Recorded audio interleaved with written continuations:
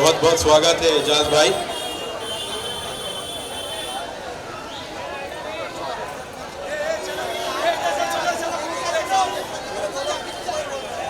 आप सबसे गुजारिश है अपनी अपनी कुर्सियों पर बैठ जाइए।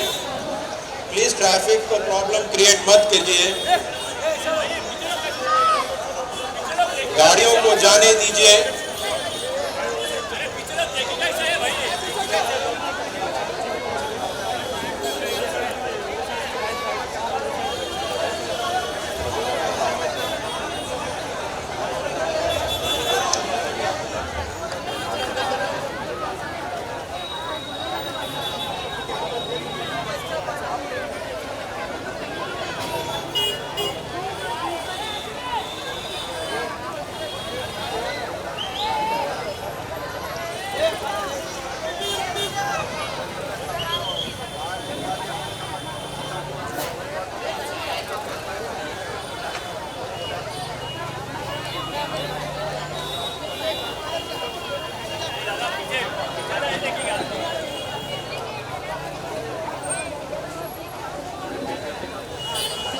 प्लीज सेटल हो जाइए।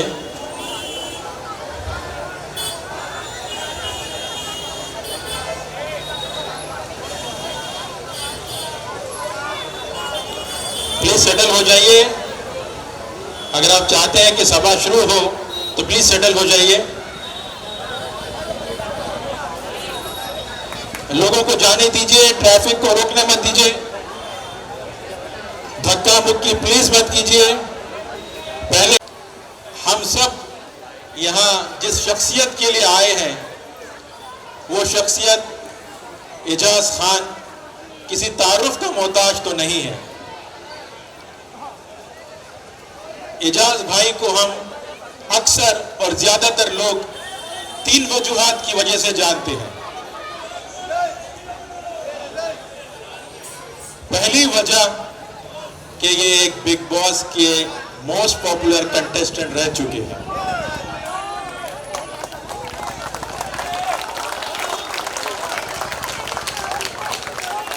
दूसरी वजह इनकी बेबाकी और हक बात करना, जालिम की आंख में आंख डालकर बात करना, यह दूसरी वजह है। और तीसरी वजह इनका एनजीओ अल्लाह के बंदे फाउंडेशन, जिसके जरिए हजारों मरीजों को अस्पताल के बिल्स माफ कराए गए। एजाज भाई ने कभी कुछ नहीं सोचा कि क्योंकि उनको उनके जो तरबियत मिली है उनके वालिदैन की तरफ से, उनके वालिदैन ने हमेशा यही सिखाया है कि जुल्म के आगे कभी झुकना नहीं और कभी हार नहीं मानना। यही वजह से एजाज भाई कभी जुल्म के आगे झुके नहीं।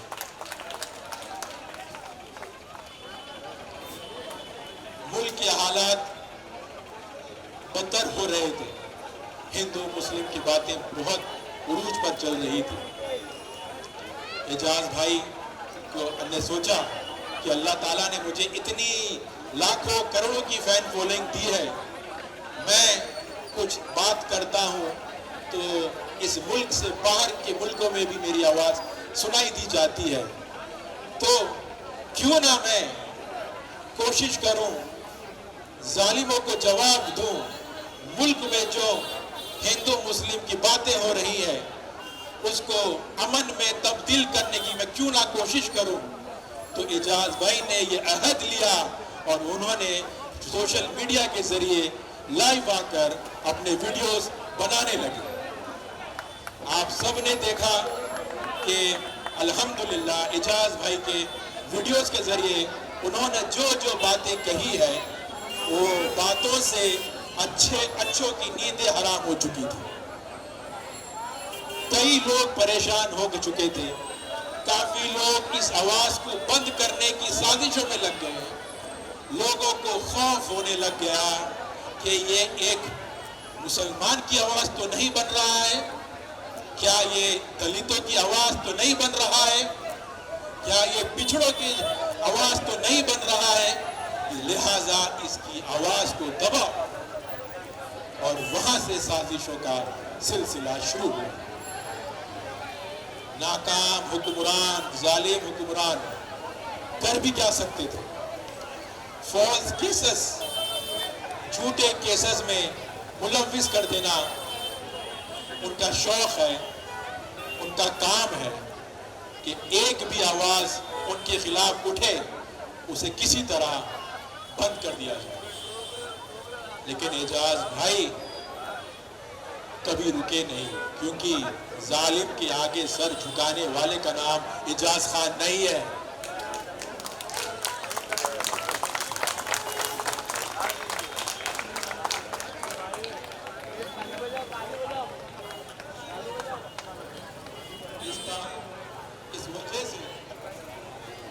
इस वजह से काफी मुश्किलात एजाज भाई को सामना करना पड़ा, काफी मुश्किलात पेश आई।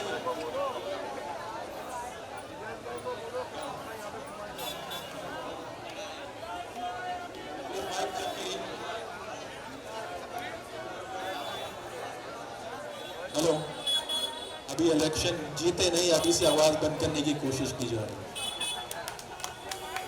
कुछ नहीं तो नहीं, माइक ही बंद करना चाह रहे हैं फिलहाल जी। तो काफी मुश्किलात एक बड़े ओहदे पे रहने वाले के लिए बेबाक होकर बातें रखना आसान नहीं होता। आप कई फिल्मों के सितारों को देखे होंगे जो कभी कोई मुद्दे पर मुंह नहीं खोलते। उनको डर होता है कि कहीं हमारी इस बात से कोई दूसरे तबके को नुकसान ना पहुंचे या मेरी फैन फॉलोइंग में असर ना पड़ जाए। भले वो उनके बोलने से बहुत कुछ बदल सकता था, लेकिन कभी उन्होंने सच का साथ नहीं दिया, क्योंकि सच का साथ देने एजाज खान अभी जिंदा है। एजाज खान ने वो जिम्मेदारी उठाई, भले किसी ने उनका साथ दिया या ना दिया, एजाज भाई ने हमेशा सच का साथ दिया। आप सब इस बात के गवाह हैं। आप ही के एरिया के एक लड़का ताहिर, मरहूम ताहिर, जो एजाज भाई के पास किसी वजह किसी तरह तक पहुंच गया था। हार्ट ट्रांसप्लांट का केस था और डॉक्टर ने जवाब दे दिया था कि बच नहीं सकता। एजाज भाई ने उस बच्चे की मदद करने हर दर बदर घूमा, हर अस्पताल गए, अपनी जेब का पैसा खर्च करके उसकी जान बचाने की पूरी कोशिश की।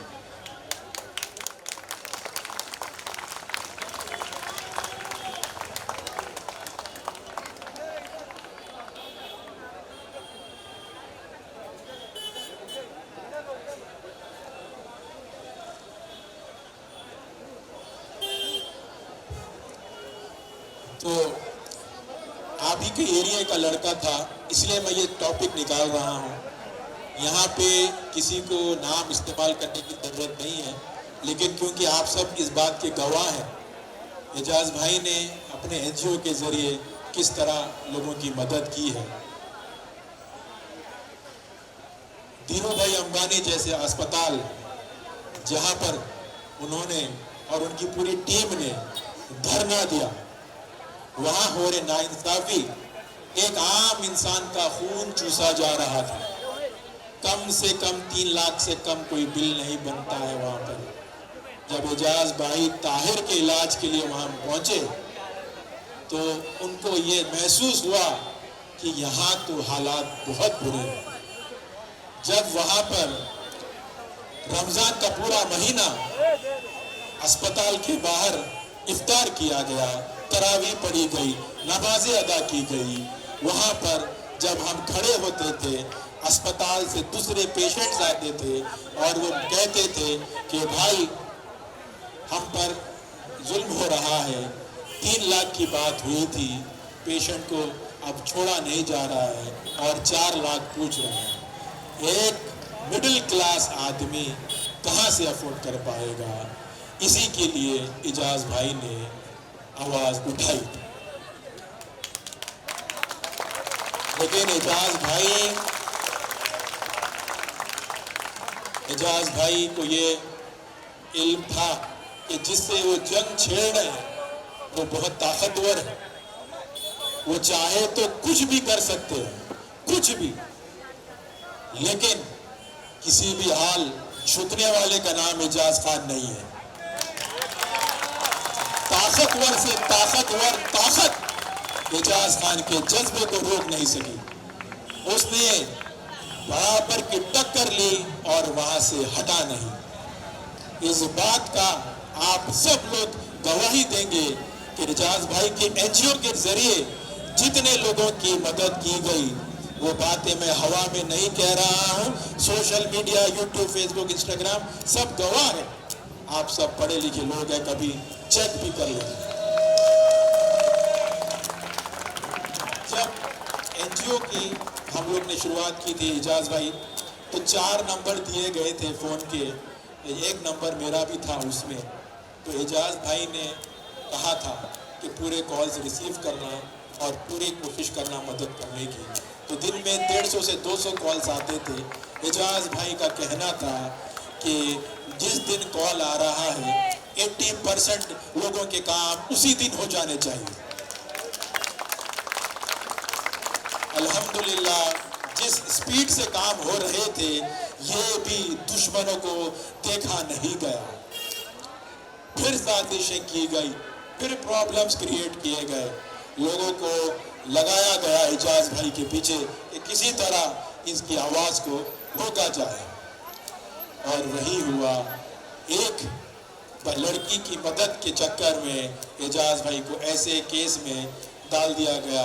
अस्पताल का केस था, गवर्नमेंट हॉस्पिटल का, तो उसमें एजाज भाई ने आवाज उठाई थी, क्योंकि आवाज हुकूमत के खिलाफ थी, लोगों को देखा नहीं गया और एजाज भाई को 4 महीने की जेल हो गई थी। ये सोचकर अंदर किए थे कि अब ये अंदर चला गया है, अब इसकी आवाज दब जाएगी, बंद हो जाएगी, कम पड़ जाएगी, या ये इंसान कमजोर पड़ जाएगा। लेकिन वैसा कुछ नहीं हुआ। ये इंसान वापस आया और डबल स्पीड से काम किया।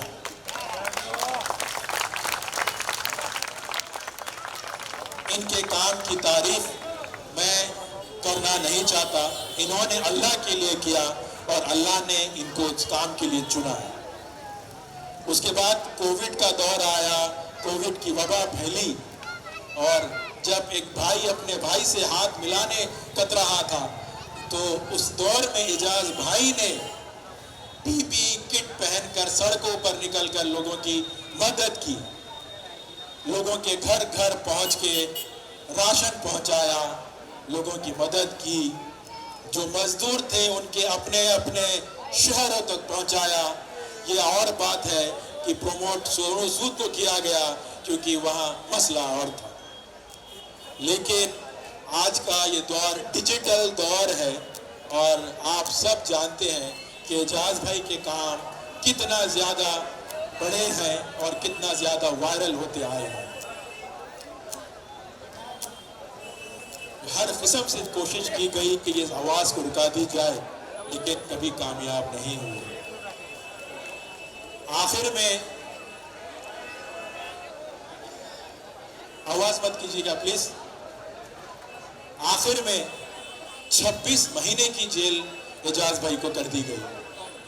एक इंसान, एक सेलिब्रिटी, जो शान और शौकत से रहने वाला एक सेलिब्रिटी, अचानक से बिना किसी गुनाह, बिना किसी के वजह के उसको 26 महीने के लिए अर्थर रोड जेल में डाल दिया जाता है।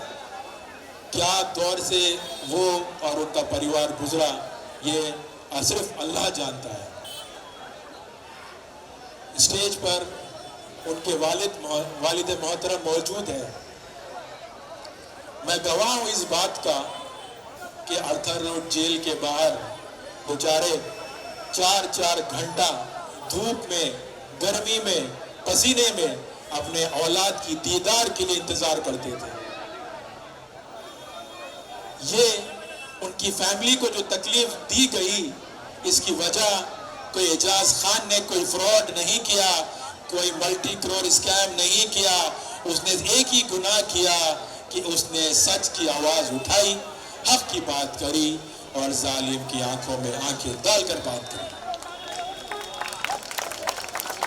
मैं आज आपसे वोट की अपील इसलिए भी करना चाहता हूं क्योंकि अगर एजाज खान जैसा शख्सियत हमारे बीच है और वो इलेक्शन कंटेस्ट कर रही है तो हम सब का फर्ज बनता है कि हम उनकी ताकत बने, उनको सपोर्ट करें। एजाज भाई का सिंबल है डंबल। वो एक इंडिपेंडेंट कैंडिडेट है, उनके गले में किसी पार्टी का पट्टा नहीं है। इनकी आवाज कोई कभी दबा नहीं सकेगा। इनको काम करना आता है और काम करवाना आता है। आपके मसले मसाइल अगर कोई दूर कर सकता है तो वो सिर्फ और सिर्फ एजाज खान है।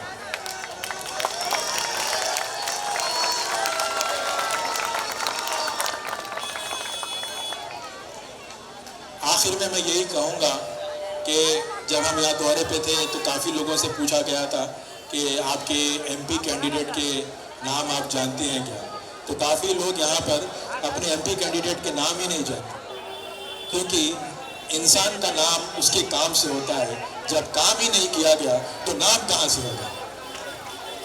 इस शख्स का काम इसकी गवाही देता है और मैं आप सबसे अदबन गुजारिश करता हूँ कि आप अपना कीमती वोट बिल्कुल और बिल्कुल प्लीज एजाज खान के हक में दीजिए, जिनका चुनाव चिन्ह है डंबल।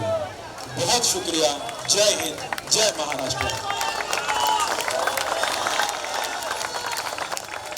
अब मैं चाहूंगा कि विकी सिंह साहब जो एक सोशल वर्कर है वो प्लीज माइक पे पास आए और अपने ख्यालात का इजहार करें। शुक्रिया।